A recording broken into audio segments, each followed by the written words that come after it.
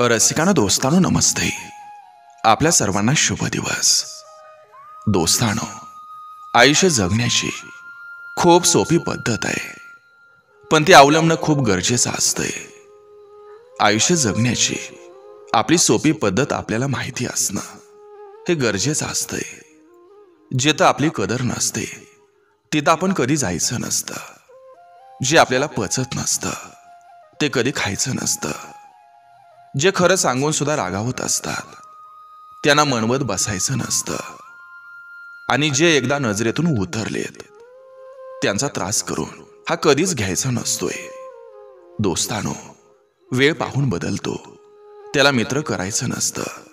आणि किती संकट आली तरी कुणालाही घाबरायचं नसतं. आणि हीच आयुष्य जगण्याची सोपी पद्धत आहे.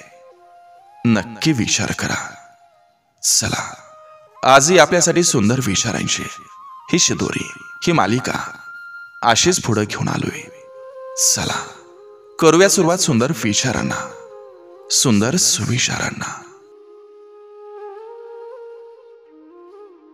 ज्यांचं वर्तन मुळातच खराब असेल त्यांच्यात परिवर्तन घडवण्याचा प्रयत्न करणं म्हणजे आपलं मानसिक संतुलन हे ढासळून घेण्यासारखं असतं.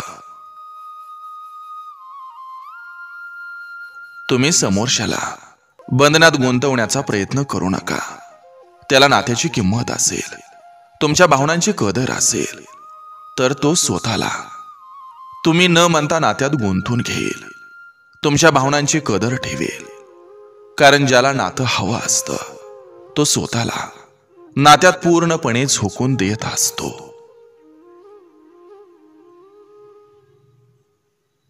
आपलं माणूस डोळ्यासमोर असलं की अर्धी काळजी मिटत असते. कोणाला सांभाळायचं आणि कोणापासून सांभाळून राहायचं हे जरा ओळखायला शिका.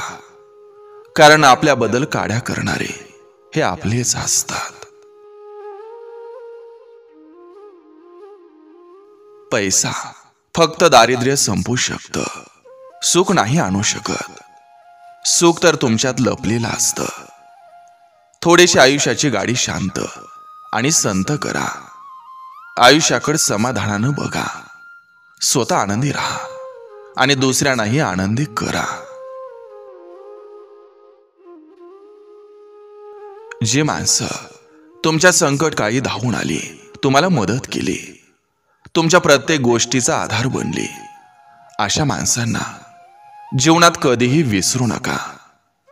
कारण ज्यावेळी तुम्हाला मदत हवी होती तेव्हा अशा व्यक्तीने निस्वार्थ मदत केली. ती मदत तुम्ही व्याजासहित पूर्ण केली तरी ते उपकार कधी फेडू शकणार नाही. अशा व्यक्ती तुमच्या जीवनातील देव माणूस म्हणून भेटलेले असतात.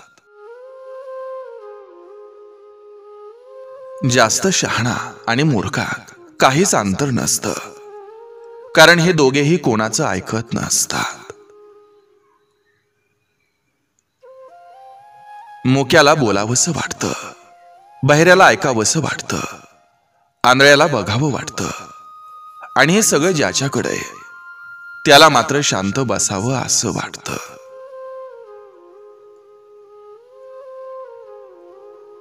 खोटं बोलणाऱ्या व्यक्तीचा उंच आवाज हा प्रामाणिक व्यक्तीला शांत करत असेल, परंतु प्रामाणिक व्यक्तीचं मौन हे खोटं बोलणाऱ्या व्यक्तीला हादरवून सोडत असतं.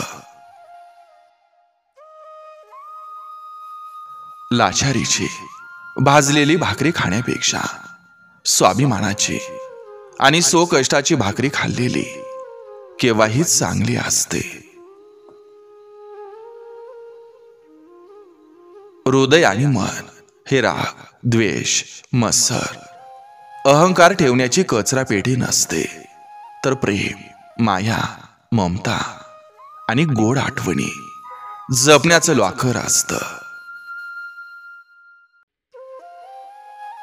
माणूस आनंदाची गोष्ट प्रत्येकाला सांगतो, पण दुःख ज्या व्यक्तीला सांगतो ती व्यक्ती स्पेशल असते.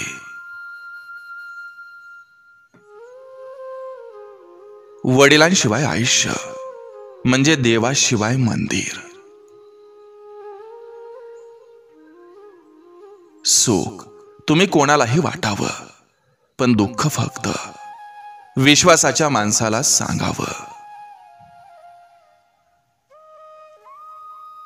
आयुष्यात थांबायचं कुठं आणि कोणामध्ये किती गुंतायचं हे वेळ निघून जाण्याआधी समजलं तर आयुष्य सोपं होत असतं.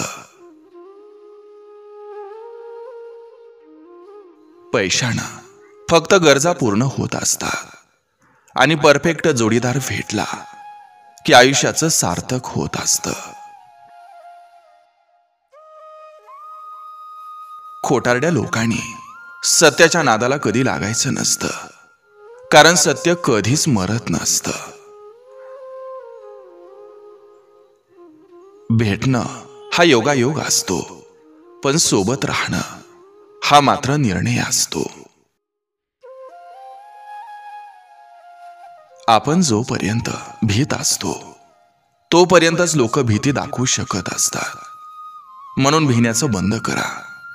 नजरेला नजर भिडून बोलायला सुरुवात करा. तुमच्या कष्टावर तुम्ही जगत असाल तर तुम्हाला कोणीही भयभीत करू शकत नाही. प्रामाणिक राहा आणि भयमुक्त जगा. माणूस भोळा भाबडा असावा, पण माणूस तोंड चोंबडा नसावा. कारण भोळ्या भाबड्यापासून माणसाला हा धोका नसतो, पण तोंड चोंबडा मात्र धोकेबाज असतो.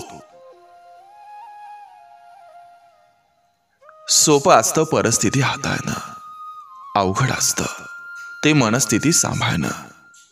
पण ज्याला मनस्थिती सांभाळायला जमतं त्याचं मन कुठल्याही परिस्थितीत रमत असतं.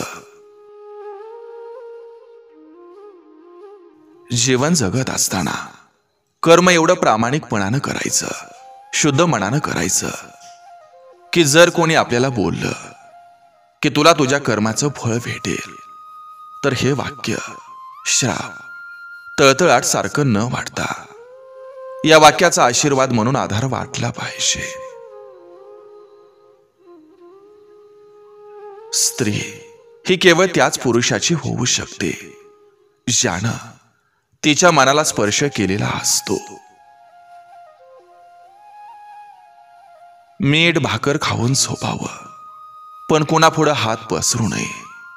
कारण लोक जेवढं देत असतात त्यापेक्षा कितीतरी पटीनं जास्त ऐकवत असतात.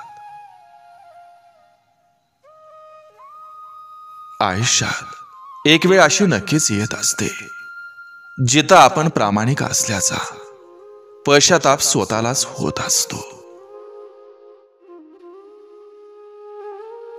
खचलेल्या मनाला उभारी देणारे शब्द, अडचणीत मदत करणारा हात आणि दुःखात सांत्वन करणारी माणसं कधी विसरता येत नाहीत. एक वेळ आनंदात सहभागी झालेल्या लोकांचा विसर पडेल, पण दुःखात पाठीशी उभी राहणारी माणसं कधी विसरता येत नसतात. सर्वात कठीण लढाई कोणती असेल तर ती म्हणजे स्वतःचं स्वतःशी लढणं. जिथं विजयाचं दावेदार हे तुम्हीच असता आणि पराभवाचे सुद्धा. बंगला असो किंवा झोपडी, मातृत्वाची छाया सर्वांसाठी सारखीच असते.